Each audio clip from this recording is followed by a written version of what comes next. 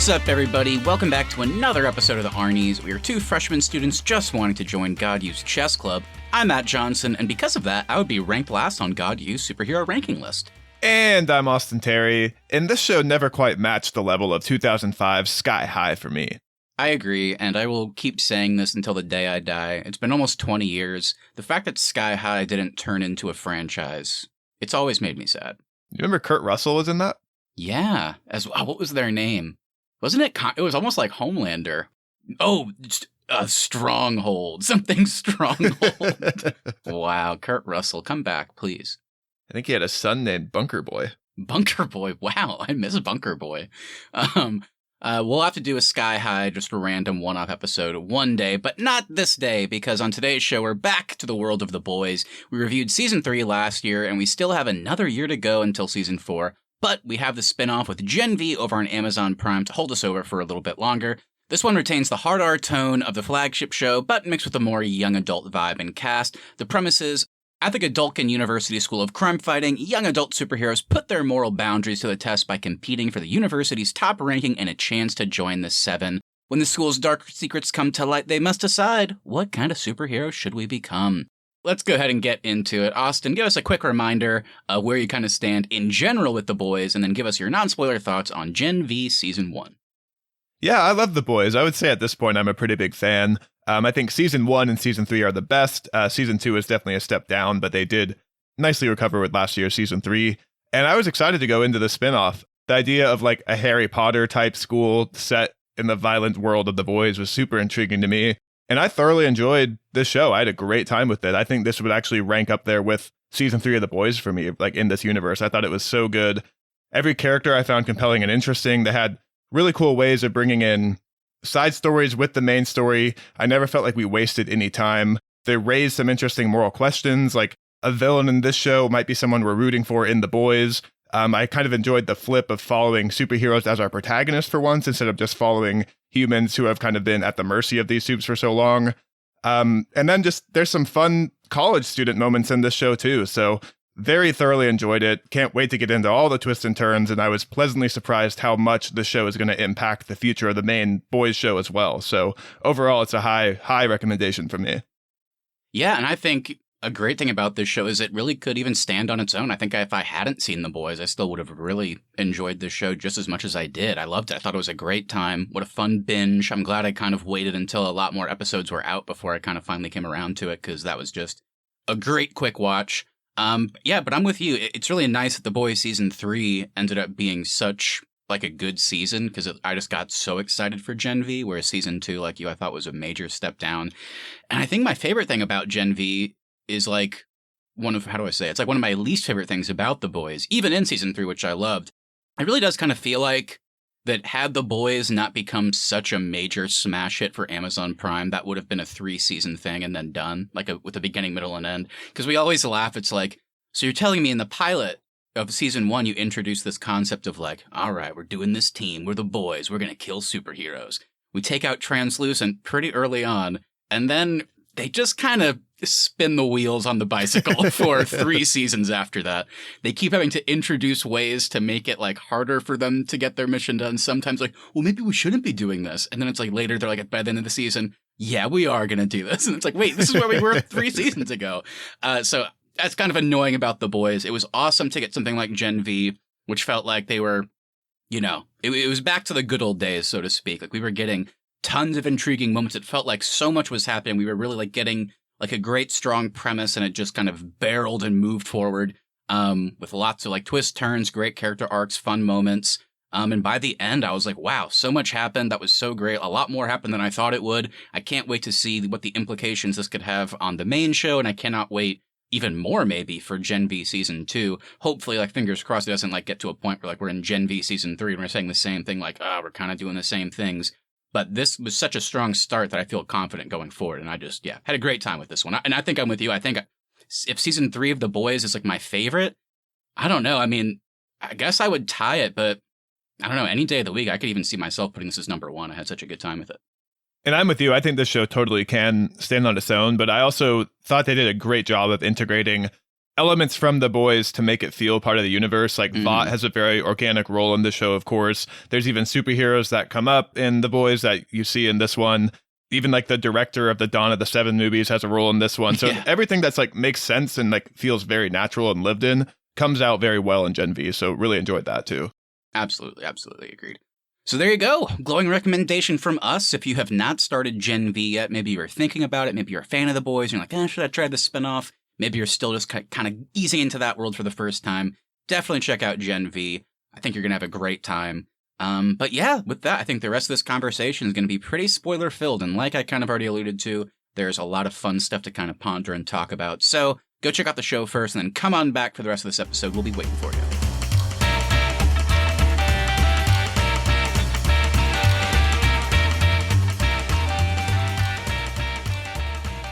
All right, everybody, welcome to spoiler territory for all things Gen V. So let's get into this and start us off like we always do with some cast, crew, and critical reception talk. All right, so Gen V is developed and created by Craig Rosenberg, Evan Goldberg, and Eric Kripke. Kripke, of course, is returning from the main The Boys show. It's directed and written by a large group of people, too many to name here, but a lot of them are returning from The Boys, with some newcomers as well. And our score for the show is composed by Matt Boehm and Christopher Leonards. And then for our cast, we got a lot of people here. We have Jazz Sinclair as our lead, Marie Moreau, Chaz Perdomo as Andre, Lizzie Broadway as Emma, Maddie Phillips as Kate, London Thor and Derek Liu as Jordan, Asa Germain as Sam, Shelley Kahn as Indira Shetty, Patrick Schwarzenegger as Luke Reardon, a.k.a. Golden Boy, Sean Patrick Thomas as Polarity, Alexander Calvert as Rufus. We got the great Clancy Brown as Brink. And then I'll just run through it real quick. We already talked about it. We got some fun little cameos and like kind of side roles here of people returning from The Boys, including Matthew Edison as Cameron Coleman, PJ Byrne as Adam, Layla Robbins as Grace Mallory, Elizabeth Shue as Stillwell, Jesse T. Usher as A-Train, Colby Minifie as Ashley Barrett, Chase Crawford as The Deep, Jensen Ackles as Soldier Boy, Claudia Dumet as Newman, and of course, I think we all saw it coming, but yes, you do get some appearances from Carl Urban as Butcher and Anthony Starr as Homelander. So, Austin, who should we call out here, positive or negative? I did think it was funny that Carl Urban comes in to literally just say cunt, and then the show ends. Like, that's all, at this point, that's all he's getting paid to do in the show. My main highlight, though, is Asa German as Sam. I thought this guy was incredible. He has kind of limited screen time and then becomes a main character at the end, but the way he goes from confused and like childlike to scary and intimidating, I just thought he played that so well. I was really getting some like young Evan Peters vibes from him. So thought he was great, and he like made me root for him early on, but then his flip in the finale I thought was so scary too. So thought he was fantastic in this role. Yeah, definitely. I think my two main ones, I think I'm going to go Lizzie Broadway as Emma. I just thought she was such a fun, cute, adorable character. She's and then great. She has kind of just so enjoyable. But then she kind of becomes more integrated into that main plot that you're talking about. And by the end, I'm very excited for where she could go. I really hated her moment, though, like crying her heart out in the finale. And that's why she got small. Like, I just thought they kind of wasted that for her character. Yeah, I guess they were like going, oh, she does have other ways to do this. But yeah, I kind of agree. A little bit of a weird final moment. I just, like, the last time we see her is her crying over a boy, which just felt wasted to me. Yeah. Speaking of scary characters like Sam, I thought Maddie Phillips as Kate, equally scary by the end. Yeah, her turn at the end was great. And then we're not usually negative these days, especially if we're talking about something we really like. I feel like we're not as often to be like a negative when it comes to like the cast and crew. But I did want to pose a question to you, Austin, because it did kind of come up for me. I think my favorite character was probably Jordan. But I kind of felt like London Thor really outshined Derek Liu as the character. Yeah, so when you have two that play the same, I was a little bit like, maybe a little bit sad because I love that character, but I didn't think Derek Liu was that good. We'll see what happens next season. Well, you know what each of us thought, but what is everyone else saying? What are the critics saying out there? It turns out Gen V has received critical acclaim, which was fun to see. It has a 97% on Rotten Tomatoes. For reference, The Boys Season 1 has an 85, Season 2 has a 97 as well, and Season 3 is the highest, just by a little bit with 98. So that makes this one tying for second place with the critics. The site's critical consensus for this season of the spinoff is just about as gruesomely subversive as its origin series. Gen V builds on The Boys in occasionally chaotic but overall inspired fashion. The characters' humor, main storyline, and performances of the cast particularly of Sinclair, Broadway, Phillips, and Germain, were praised. However, there were some negative reviews out there kind of criticizing some of the writing moments, which was funny. We kind of just brought up in regards to some of the characters, and a little bit of the pacing. So anything stick out to you there? I think with the pacing, the only thing that I really found wasted this season was the whole like Tech Knight storyline. I just thought that time could have been allocated better. But then as for like praising the writing, I was really nervous when I started this show to find two of the main characters with like body harm as their superpower, but I thought they handled that really well, and it never got like cringy or taboo or anything like that. And it wasn't always perfect, like we said, because like one of those characters, by the end, it's like, oh wait, maybe I don't have to do that to use my powers. Like I don't have to purge, but then the way they show that is like, oh, I'm crying over a boy. And are we supposed to be excited? Like, oh wait, maybe she can control this, but it's hard to be excited over that moment. But I see what you're saying for sure, yeah. And also the reveal that Marie is, with her powers, is connected to Newman as the head popper. Thought that was sweet too. I thought that was really cool. I'm always curious what Newman's up to. I think she's going to have an even bigger role in season 4, and I'm excited to see it. But with that, let's kind of just get into it. Let's go a little bit deeper. Let's get into our freeform discussion, the main part of our show where each of us just kind of brings in a couple points, some things that we want to spend more time on, Austin. So what do you think we should start with today? So the premise of this show is, what does it look like if you go to college for superheroes in the universe of the boys? And I thought that served as a great backdrop for the season, but we didn't get a whole lot of like everyday life as a student, what it's like to be going to the school of crime fighting. It kind of did follow the background very quickly to get into our main plot. So were you happy about that, or did you kind of want some time just living in this world and seeing what it is like to be a student here? It would have been cool to get a little bit more. It kind of felt like that was the point of the pilot. Like the pilot episode has tons of moments where like characters are meeting each other, and kind of like all those stereotypical scenes you would expect from things like this, where it's like, oh, here's the cute scene where the roommates meet each other for the first time. It's like, oh, and now it's like Marie maybe came into school thinking that she wasn't going to be like some, I don't know, like have like some huge relevance to maybe like the top 10 list on God U or whatever, but then certain things happen. She gets thrust into that position, and now like all the cool popular kids that are ranked really high want to hang out with her. So it's like, hey, Marie, come with us. We're actually going to like get out of here. We're going to go out and like drink and like, you know, so like that stuff like was kind of cool to see kind of how that would function in like a superhero world. But once we get the end of episode 1 with Golden Boy killing Brink and then killing himself, it kind of feels like the rest of the show is now, oh, this is going to be very like story focused, going to be less about kind of the intricacies and ins and out of a college life. Was I okay with it? I think so. It would have been nice to get some other moments, but I think they did a good enough job throughout kind of weaving in, I don't know, like what else could you say? Like campus protest type stuff that you see at colleges in particular, like social media implications. So they did still have some of those moments, but they always seem to function more in regards to the main story as opposed to like, hey, check out this cool thing. This is how we're kind of weave in superheroes and kind of college life. But it did hit more than it missed for me. Yeah, I think the one thing that was a little wasted or maybe forgotten about was the idea of this top 10 list. Because when they introduced it, I was like, oh, that's kind of scary and cool because like students are going to undermine each other to move up that list if it benefits them. And you get a little bit of that, but I thought there could have been a little bit more like conniving from the rest of the college class to maybe pull some of our characters down and try to get themselves up on the list. Right. I guess they kind of, by the end, you could say that with maybe a character like Emma, she kind of functioned as this character that never really wanted to care about, like, I mean, she didn't come in caring about the list really at all. It seemed like she was coming to God U like for different reasons. Like she didn't have any like desire to be like ranked as high as possible or anything like that. So I guess it was kind of cool that we had like one main character that really was never in contention for the list or wanted to be there. So it kind of made them function a bit more normally throughout the show. But then of course that changes by the end whenever they get kind of swept up into this whole main story. But that's true. I think I would have liked to see a bit more with the list because, yeah, I guess I didn't even really think about it. But by the end, of course, we have the flip where most of our characters get blamed for Sam and Kate's actions. But before that, pretty much all of our main characters are in the top 10 list. And it's really not discussed all that much. I did love the flip with Golden Boy of like traditional typecast roles where he's the number one student and he should be a bully and a douche. And he's actually a pretty nice, likable guy. I was happy that we got like a different role from this type of character. Yeah. And even with his power set and the fact that he was number one, it really felt like it was intentional to kill him how they did at the end of episode 1, because he was, in our minds, he was going to be the Homelander. He was supposed to be like maybe the big bad of the entire season.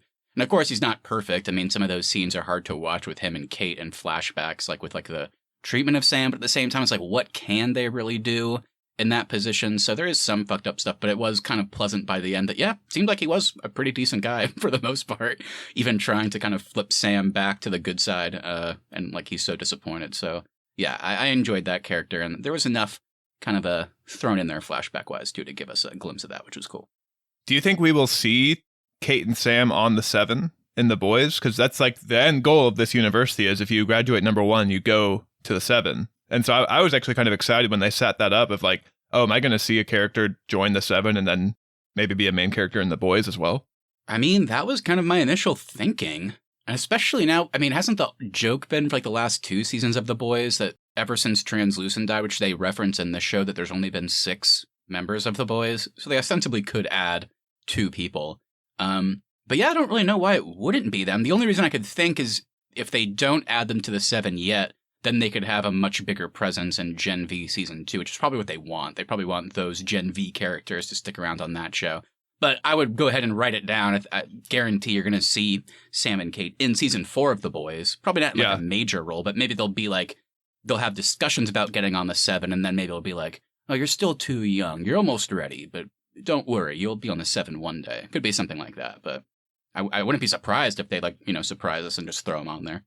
Well, and I did see the creators came out and said Season 4 of The Boys will pick up directly where Gen V leaves off, so that's exciting too. I know we touched on this a little bit in the beginning, but these worlds are heavily intertwined with each other. Did you like how they used everything? Anything else stand out other than what we talked about in our non-spoiler section? I mean, really, like kind of like I mentioned, I do think this show does a good job of standing on its own. I think if you hadn't watched The Boys for whatever reason and just kind of jumped into this, maybe like the more like young adult aspect was intriguing to you. I think the only time that you would be lost is just like with certain cameos. You'll just be like, oh, who's that? But I still think the show does a good job of like, it's kind of like you get your cake and eat it too. Like I've seen The Boys, so whenever I would see, characters that I love watching, like I can't get enough of the Deep, as you know. I think Chase Crawford is so fucking funny as the Deep. I'm like really excited to see that. But I think like the way the cameos are handled are also like sometimes scary, sometimes funny. So it's like, I think you'll like get good stuff out of it anyway. So that was my favorite stuff, was just seeing familiar faces and just knowing how that ties into the world of The Boys. I think we all knew that Anthony Starr was going to show up, and it was probably not going to be until the finale, and they didn't waste it. So yeah, I don't know. I didn't need all these cameos. They probably could have made a great show without it, but I'm so glad they were there. I mean, it was just awesome to see like our characters meet some familiar faces and how sometimes scary that can be. Yeah, I think the best thing about how they use The Boys is a little bit like I said in the intro, but it really is just to make the world feel lived in. They're not directly relying on any characters from The Boys to make the Gen V interesting or give you a reason to watch. They are letting it stand on its own. And I also really love seeing some of these characters pop up. I will say that with Homelander, they must have done his blonde hair dye a little quickly this time around, because some of that brunette was peeking through. Yeah. It was a little bit funny. And now that we're talking about it, something, I mean, honestly, maybe the thing that has the most implication, like it was cool, like I mentioned earlier, to see Newman pop up. I think that's always an intriguing character, mainly because you never quite know. You know their motivation, but you don't know what they're going to do to achieve their ultimate goal. Like, will they be complicit in killing superheroes like Homelander? Will they just like suck it up and work with them in order to get the power they need to do whatever they want? But I think because of that, the 2 things that stuck out to me as being really intriguing elements for Season 4, might even be the main element, is this superhero killing virus that would ostensibly kill everybody. And that was a great moment with Newman, because you're like, so is she going to utilize this or not? It looks like maybe not, but then we also have other characters like Mallory that finds out about it from Shetty, and it's like, that's a genocide, it's too far, we can't do that. But if Billy Butcher were to find out about that, we see him in the mid-credit scene kind of checking out the woods. Maybe he somehow gets a hold of it. So it's very intriguing what some of these, like you mentioned, what these implications could look like later down the line. And Mallory, of course, was on the phone with somebody. I'm assuming that was Butcher, so he may know about the virus as well. Newman's role I thought was great, even more than just a cameo. Like, she has a pretty meaningful arc in this storyline, especially with her connection to Marie, with their powers, and all of that I thought was fascinating. I did also find it really interesting how a character like Shetty is introduced at the beginning of this show as like, we think of her as just another Vought corporate person. Then we learn more about her. She has a lot of the same motivations that Butcher does. So if she was a character in The Boys, we might actually be rooting for her. But in this show, she is set up to be kind of the primary villain. So I found that flip very interesting. Yeah, that was probably the best part about this being a show focused on the superheroes, because that flip in feeling as an audience member was so like interesting to watch. Like as each episode would start and finish, like I felt the same thing. Like in The Boys, like isn't this what we would want? I guess. Yeah. Like I don't know. I mean, because it goes back to the age-old question. It's like, yes, there are some good-natured superheroes, like Starlight, for example, but it's that whole thing of like, but look how many bad ones there are. But it's like, but then, yeah, genocide is, I mean, that is way too far. This is not the solution just to put a virus out there and kill all of them. But you are right. It would have been interesting to see what a character introduced like that in The Boys, how he would feel. Because here it's like, no, fuck her. She's like the main bad guy because she's like just willing to murder all these like young kids that like we're rooting for. And like they're also torturing them and like keeping them locked up in like cages and stuff. So it's like, yeah, it was fun to watch the flip, going from like a show about main people trying to kill superheroes to a show about keeping these superhero characters that we like safe, I guess. I do find it funny when you think about The Boys, though, how there really is no room for just like a normal person. Like there could have been an opportunity in this show, I think, to show a teacher actually trying to teach superheroes how to be good people. But instead, like all of the professors are teaching you how to boost your social media profile or how to get a contract with the city to be a hero. Or you have someone like Brink, who is also using the woods, but he's using it to boost people's powers. So there's like no room for anybody to actually try to be like a decent person, I feel like, except for Starlight in this universe. She's like the only one. Yeah, it's so weird. I guess that's kind of the power that Vought has in this world. I mean, if they didn't exist or they didn't exist to like the level that they do, I bet there would be like tons of teachers at schools like this that like would just be earnestly trying to maybe help these kids, and there wouldn't be classes on like you said, like on how to boost your social media following. It wouldn't be about that. But I guess that's kind of that looming presence that Vought has is so interesting in this world, because it seems like most people, like even like regular people, they Vought is like Apple. It's like that big company, and like most people like it and engage with it. Or like Amazon Prime. Yeah, that's true. And they're just this huge media conglomerate.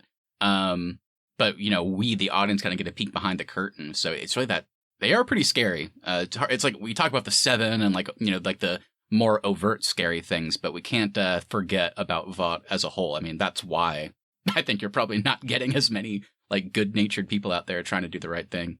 Because we've already touched on it. I did really love Shetty's character and her arc, but I also think it could have been interesting if we did have her exact same background. Her family ended up being killed by a superhero, but then she was like, no, I need to be in school and trying to change things from the inside and trying to like inject some goodness into these students' lives and actually teach them that they can use their powers for good. Yeah, I still liked her character quite a bit too.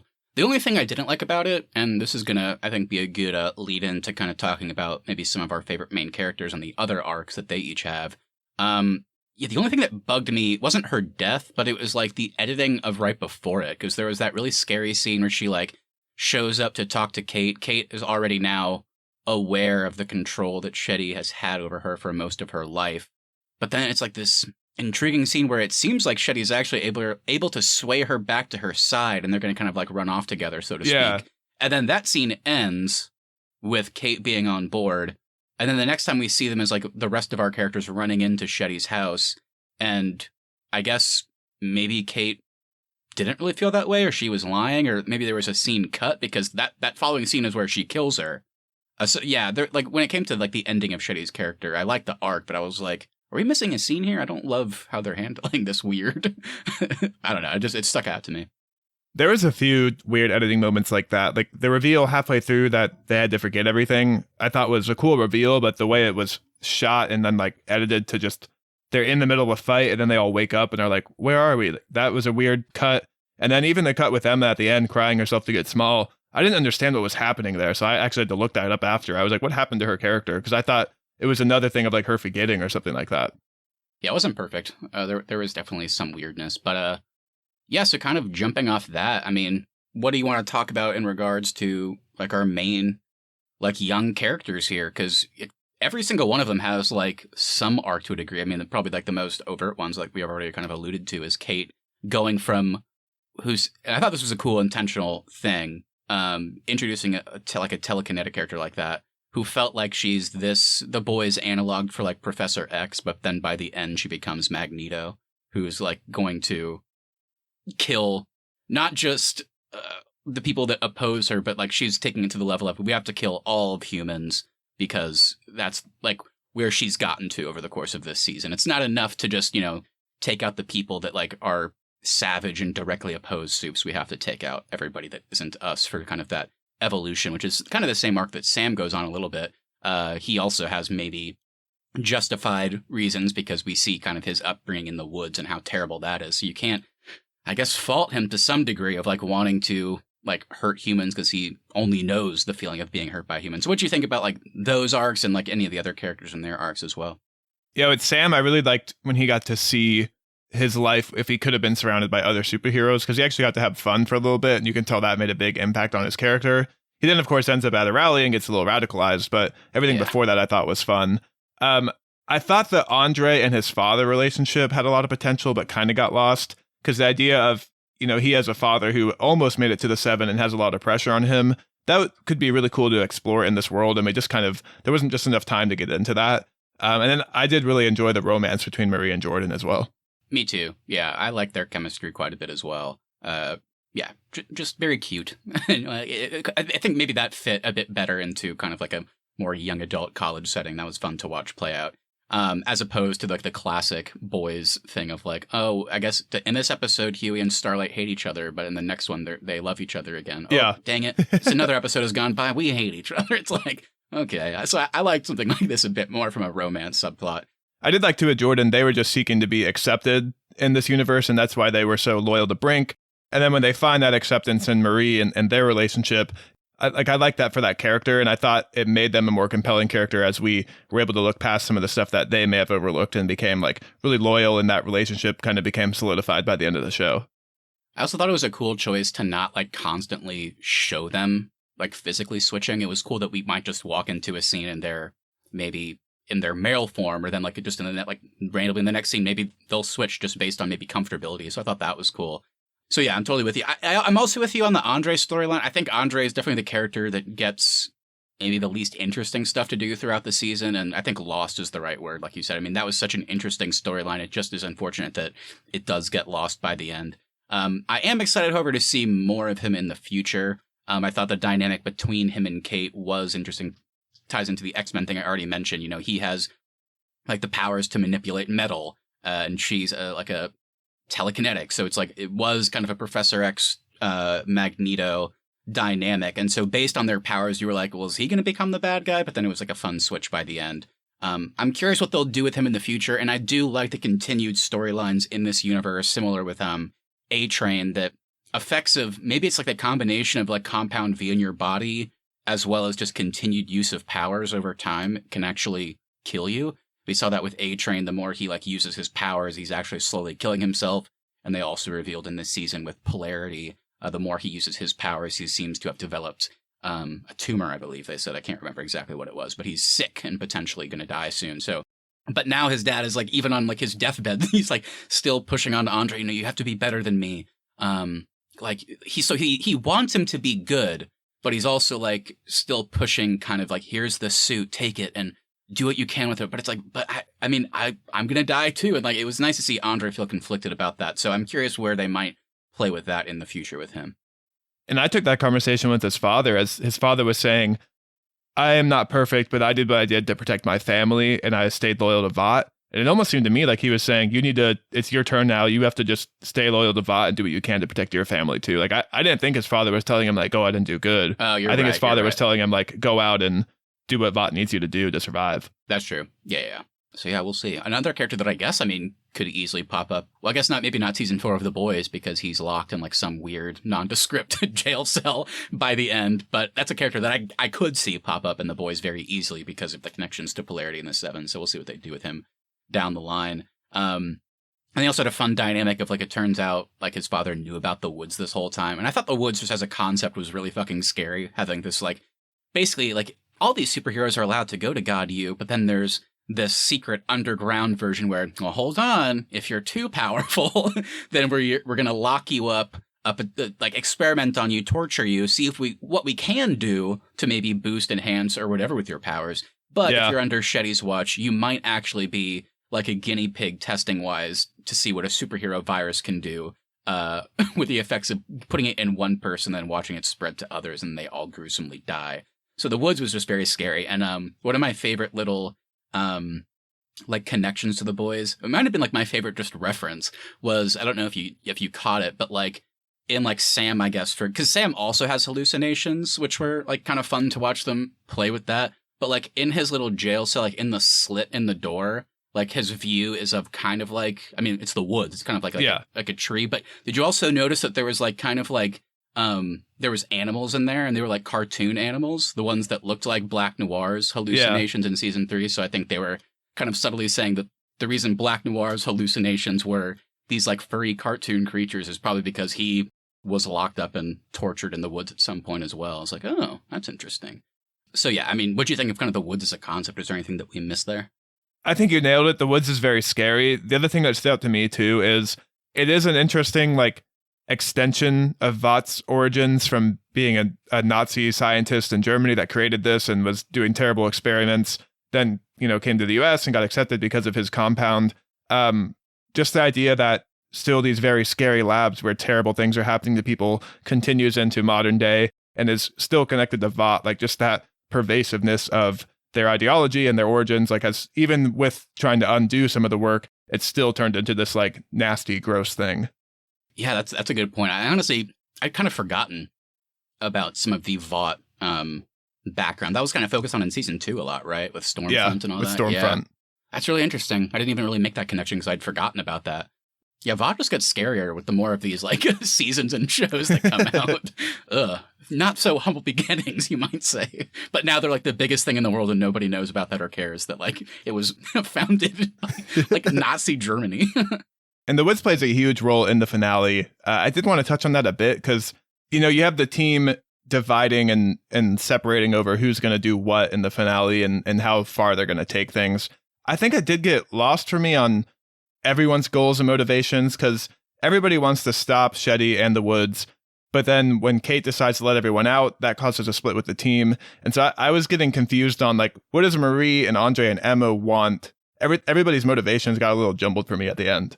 Yeah, I'm with you on that. Like, even down to like the character arcs, like I mentioned, I really enjoyed Kate's character and her arc overall made sense, but I think it was a little too heavy towards maybe like the final 2 episodes. So it is quite a jump. And same thing with Sam. He kind of does like a little like flip of the switch, maybe like the last 2 episodes. So they definitely become very villainous characters very quickly. So even like that motivation is like you kind of have to go, oh, okay.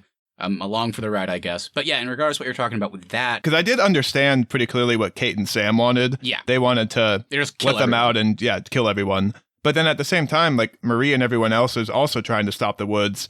And so, in the finale, if you just look at it in a vacuum, it looks like they're fighting to keep the people in the woods.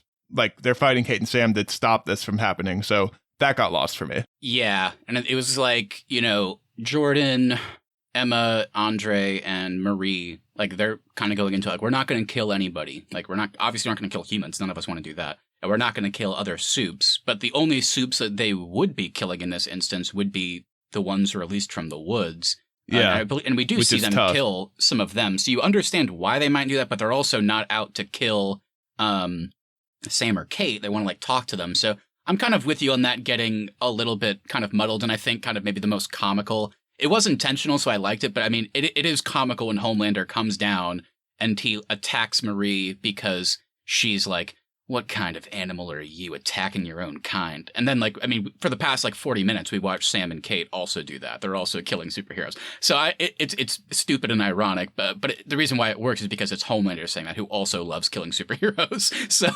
I liked kind of the hypocrisy of it, but I'm totally with you. I mean, it's just funny in some good ways, but maybe some bad ways too, because Sam and Kate, if they were like only killing the humans, like the teachers that were there, and like our team has to stop them, that would be one thing.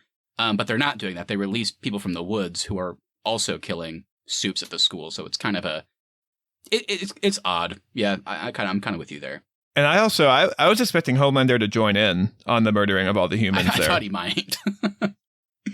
Yeah, but they held back, and instead. I mean, what was your take whenever he, like, lasered her and then our good team of 4 wake up in this cell that, like, doesn't look like it has a door? Like, I mean, was your take that this is Vought related? Like, did Homelander kind of, like, take them all away and they're all being watched by Vought? Is there a chance that, like, this is related to the boys? Like, maybe good people? Like, I don't know. Like, I mean, what was your take in that final scene? Like, is this a good place for them to be? They don't seem scared yet while they're in there. They just seem happy that all 4 of them are awake and presumably okay. Or is this like Vought potentially like a bad thing that they're there? I think it's Vought related because it got totally lost, but the doctor that was doing all of the experiments at one point in the show does say, I want Marie. She's the key to everything. She's got more power than she knows. So I think there's more to Marie's powers than meets the eye. It also is interesting that she can survive a blast from Homelander, because we haven't seen a lot of people do that in this show either. But I do think they are locked up in a Vought facility.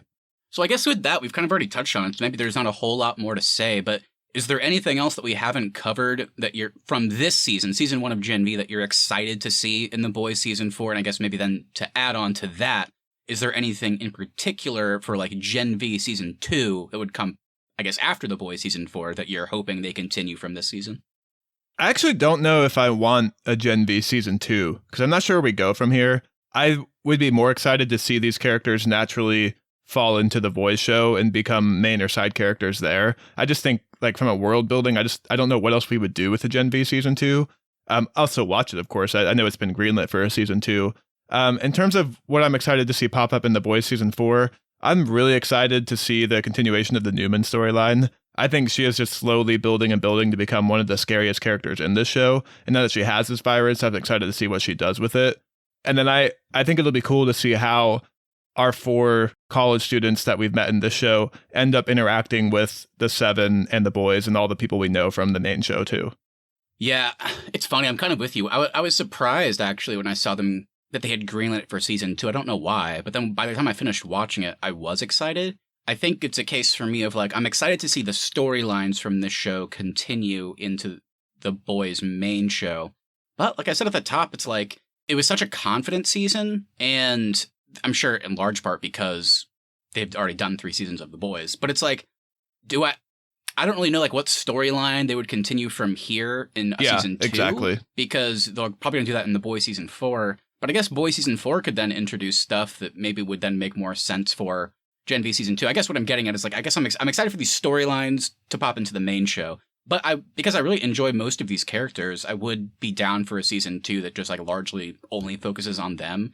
Like, it'll be cool to probably see Sam and Kate in Boys season 4, but it's probably not going to be like a whole lot of screen time. So I'm excited to get like a potential season 2 where it just kind of focuses on these characters that we already like. And maybe we don't know what that storyline will be yet, because maybe we have to watch The Boys season 4 to understand what this crew will be up to. But I'm actually like, now that I've finished this season, I'm a lot more excited for the potential of a season 2, even though I don't know what it would be about. Or maybe a Gen V season 2 is a whole new cast of characters, or maybe there's another university, or maybe there's another way to do that. Like, maybe you just continue this like university theme. Yeah, I could see that. I could see that working.